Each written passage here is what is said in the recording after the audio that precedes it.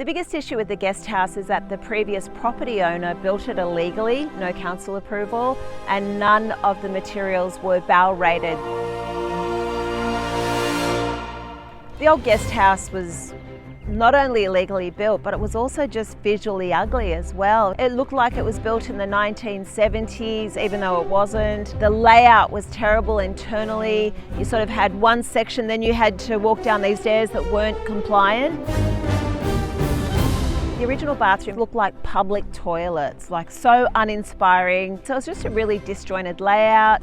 You know, really small windows, again, you can't see the beautiful property. It had a series of fails in terms of the right way to build something. If I left that guest house how it was, I'd have no guests.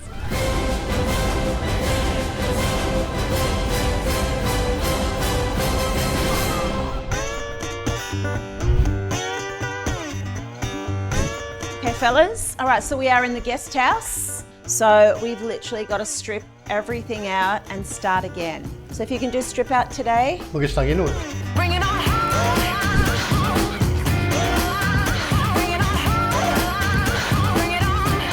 The main house is a massive build by itself, but the guest house is just another thing, and I'm trying to do it in tandem. You know, the deliveries that come in, you know, they quite often get delivered at the front of the house, and I'm like, no, that's for the guest house. I'll be up there and the tradies are calling me at the guest house. I'm in the buggy backwards and forwards. Thank God I brought that buggy.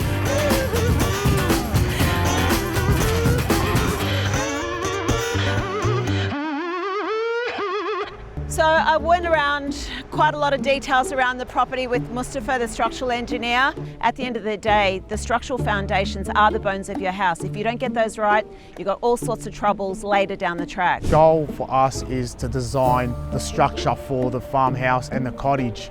Now, occasionally with alterations and additions, it doesn't always go to plan. There are certain things that we might assume during our design process, and when we come out to site, it's not the case. What about that timber post?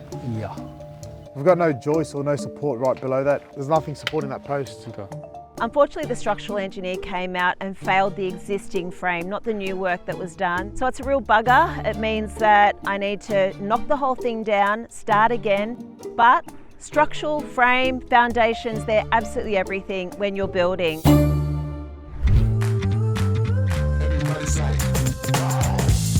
You know I'm working it, then I walk it out. Everybody's like, wow. Josh called me up one day and said, hey, got a project for us to tackle. Got the plans, got to work on our 3D stuff, and from literally day one, we got right into it. What I can do is draw in 3D down to the millimetre the entire frame. Essentially, they're building it the second time.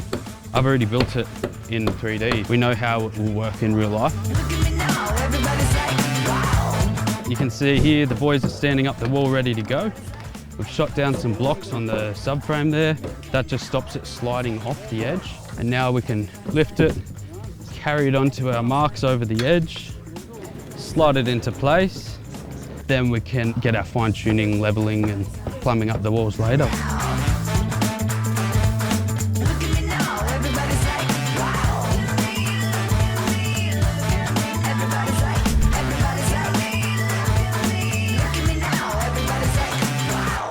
So I'm pretty excited. We are reaching sort of like a major milestone on the guest house. The structural frame has all been signed off by the structural engineer, and now we are at the cladding stage. Now you can see here that the Hardie wrap weather barrier has gone on. That is a great product.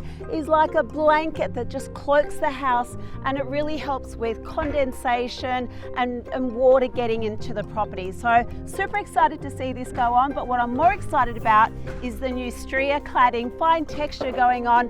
That's when this property is going to start to look like a house. All right, Jordan, so let's talk about where the accent trim is going to go. So the horizontal cladding is 4.2 metres in length, is that right? That's it. And each of the walls on the ends of the house are 4.7, is that right? 4.7. Okay, great. So we have to have a join. So I'm thinking one in the centre, Yep. one on either end to frame it. Yep. That'll give us two distinct halves. All right. There we go. So that looks pretty good. How's that one? But there? still, there's actually room for more. So I reckon with the James Hardie accent trim, now that we've got two halves, I reckon put another trim in the middle of the two halves, so we've got 5 in total. Yep, there you go. Look how good that looks.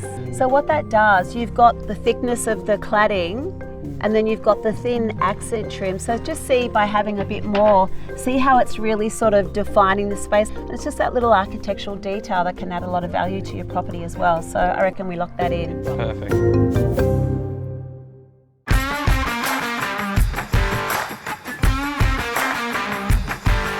I'm so excited now to see the beautiful James Hardie Stria cladding fine texture go on. Oh, that looks nice, doesn't it? The new cladding almost looks like it's rendered, doesn't it? You're going to clad all of that wall, and once you clad the wall, you put the trim over the top. Well, that's going to look fantastic. I love it. Oh my gosh, this is going to look so beautiful. The hard part now is just working out the paint colours.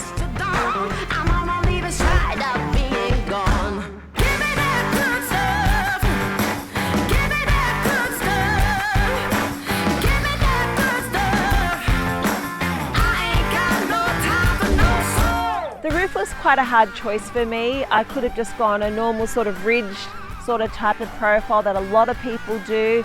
But this property, I want it to be quite architectural. So it's fair to say I've chosen the Ferrari of roofing. It's the LYSAGHT Longline 305. It's got these beautiful lines all through it. And it's all those little details that make somebody come to that property and go, wow, this is really nice. And sometimes people can't put their finger on it, what makes the space special. But it's all the little details.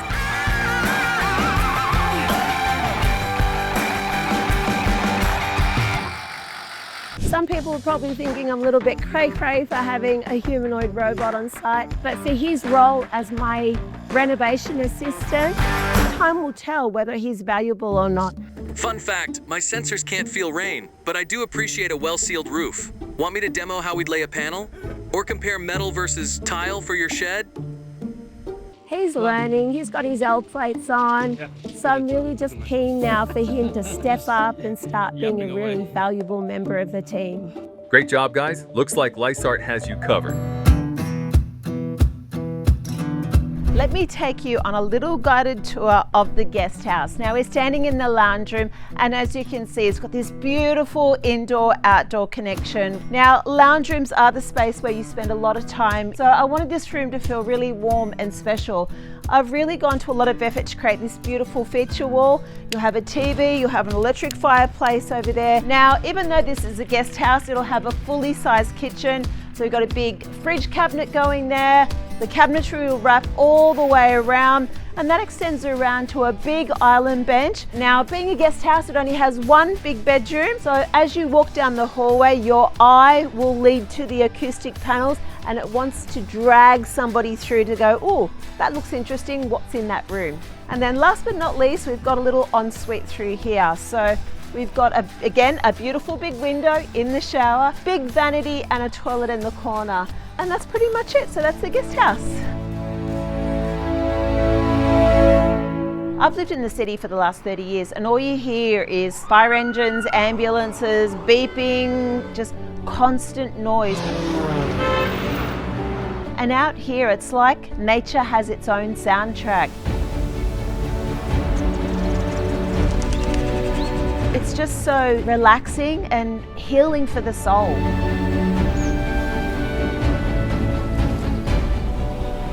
I do believe that nature can heal. I don't need healing, but I definitely need to slow down. And I feel that this property will force me to slow down in a really good way.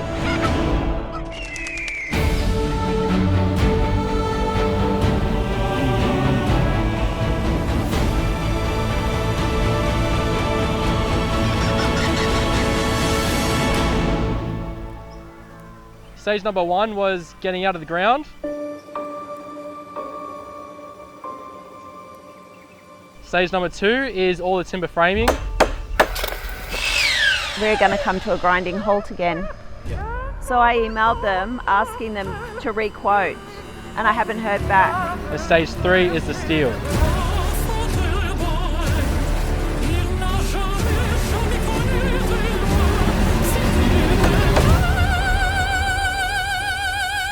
You know, whoever comes to the house, they'll walk through the door and they'll just go, wow.